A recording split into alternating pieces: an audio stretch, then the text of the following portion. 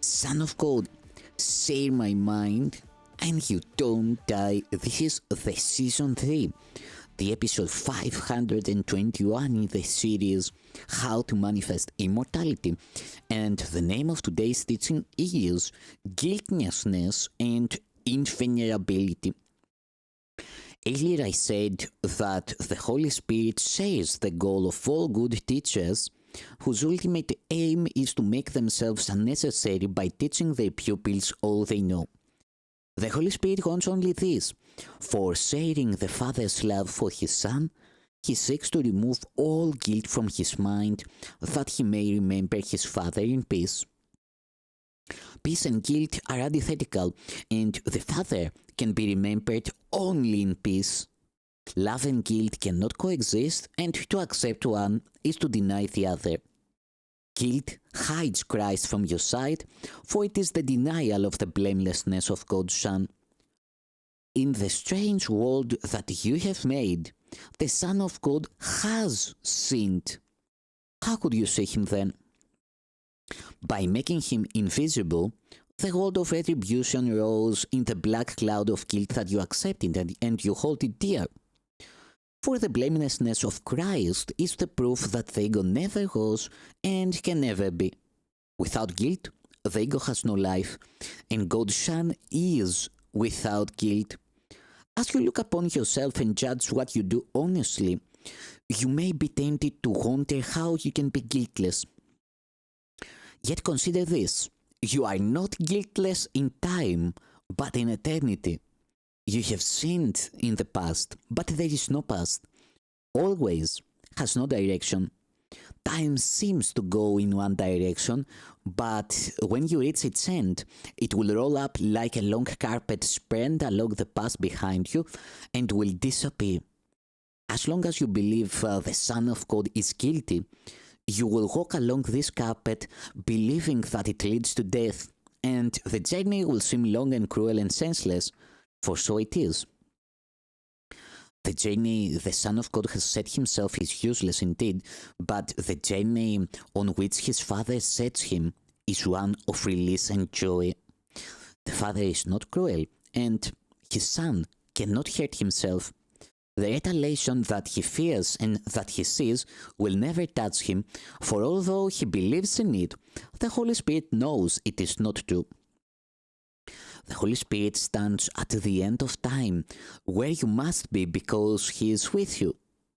He has already undone everything unworthy of the Son of God, for such was His mission given Him by God, and what God gives has always been. You will see me as you learn the Son of God is guiltless. He has always sought His guiltlessness, and He has found it. For everyone is seeking to escape from the prison he has made, and the way to find release is not denied him. Being in Him, he has found it. When he finds it is only a matter of time, and time is but an illusion. For the Son of God is guiltless now, and the brightness of His purity shines untouched forever in God's mind. God's Son will always be as He was created. Deny your hold and judge Him not, for His eternal guiltlessness is in the mind of His Father and protects Him forever. When you have accepted the atonement for yourself, you will realize there is no guilt in God's Son. And only as you look upon Him as guiltless can you understand His oneness. For the idea of guilt brings a belief in condemnation of one by another, projecting separation in place of unity. You can condemn only yourself, and by so doing, you cannot know that you are God's Son. You have denied the condition of His being, which is His perfect blamelessness. Out of love He was created, and in love He abides. Goodness and mercy have always followed Him, for He has always extended the love of His Father. As you perceive the holy companions who travel with you, you will realize that there is no journey, but only an awakening. The Son of God who sleepeth not has kept faith with His Father for you. There is no road to travel on, and no time to travel through. For God waits not for his Son in time, being forever unwilling to be without him. And so it has always been. Let the holiness of God's Son sign away the cloud of guilt that darkens your mind, and by accepting his purity as yours, learn of him that it is yours. You are invulnerable because you are guiltless. You can hold on to the past only through guilt, for guilt establishes that you will be punished for what you have done, and thus depends on one-dimensional time proceeding from past to future. No one who believes this can understand what always means, and therefore guilt must deprive you of the appreciation of eternity. You are immortal because you are eternal, and always must be now. Guilt, then, is a way of holding past and future in your mind to ensure the ego's continuity. For if what has been will be punished, the ego's continuity is guaranteed. Yet the guarantee of your continuity is God's, not the ego's. And immortality is the opposite of time, for time passes away, while immortality is constant.